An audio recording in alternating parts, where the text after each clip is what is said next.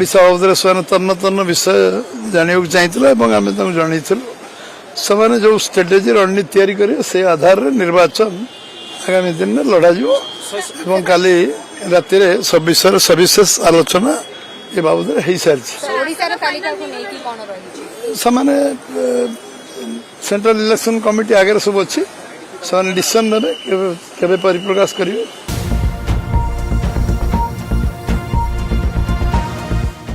ओडिशा में भारतीय जनता पार्टी और बीजू जनता दल के बीच कई दिनों से गठबंधन को लेकर बैठकें जारी थी।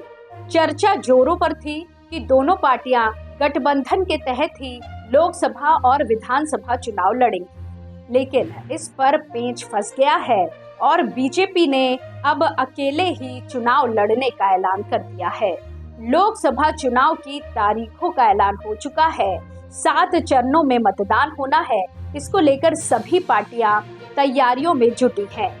गठबंधन और सीट शेयरिंग पर चर्चाओं का दौर जारी है। इस बीच ओडिशा में बीजेपी की मुख्यमंत्री नवीन पटनायक संग गठबंधन की बातचीत विफल हो गई है। इसके साथ ही बीजेपी की तरफ से ऐलान कर दिया गया कि पार्टी अकेले ही आगामी लोकसभा और विधानसभा चुनाव लड़ेगी। दरअसल प्रदेश में भारतीय जनता पार्टी और बीजू जनता दल के बीच कई दिनों से गठबंधन को लेकर बैठकें जारी थी। चर्चा जोरों पर थी कि दोनों पार्टियां गठबंधन के तहत ही लोकसभा और विधानसभा चुनाव लड़ेंगी, लेकिन इस पर पेंच फंस गया है और बीजेपी ने अब अकेले ही चुनाव लड़ने का ऐलान कर दिया है। आपको बता दें कि ओडिशा में कुल 21 लोकसभा और 147 विधानसभा सीटें हैं। बीजेपी और बीजेडी के बीच गठबंधन की चर्चाएं जोरों पर थी। कहा जा रहा था कि दोनों पार्टियों में सीट बंटवारे का फॉर्मूला इस बात पर आधारित होगा कि बीजेपी को लोकसभा में सीटों का बड़ा हिस्सा मिलेगा, जबकि बीजेडी को विधानसभा में अधिक सीटें मिलने की उम्मीद है। हालांकि दोनों में बातचीत विफल रही। अब आपको लोकसभा चुनाव के आंकड़ों के बारे में बता देते हैं। तो बीजेपी ने 2014 के लोकसभा चुनाव में 44.8% वोट शेयर के साथ 21 में से 20 सीटें जीती थी। तब बीजेपी 21.9% वोट शेयर के साथ 1 सीट ही जीत सकती थी। 2019 में बीजेडी का वोट शेयर 43.3% आ गया और पार्टी को 2014 के मुकाबले 8 सीट का नुकसान उठाना पड़ा। वहीं इसके ठीक उलट बीजेपी का वोट शेयर बढ़कर 38.9% पहुंच गया और पार्टी की सीटें भी 1 से बढ़कर 8 हो गई। बीजेडी में नवीन पटनायक के बाद कौन?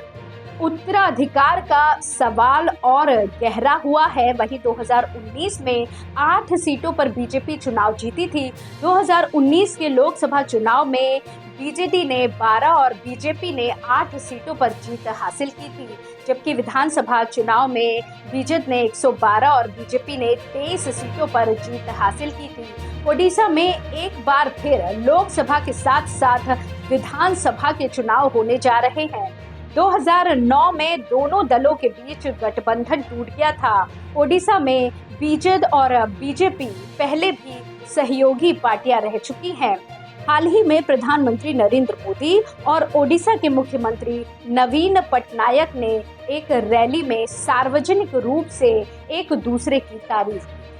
इसके बाद से ही गठबंधन की चर्चाएं तेज हो गई थी। अब गठबंधन नहीं होगा, ऐसे में दोनों की क्या कुछ रणनीति होगी, ये आने वाले वक्त में साफ हो पाएगा। इसी तरह की और खबरों के लिए जुड़े रहिए एयर न्यूज के साथ। धन्यवाद।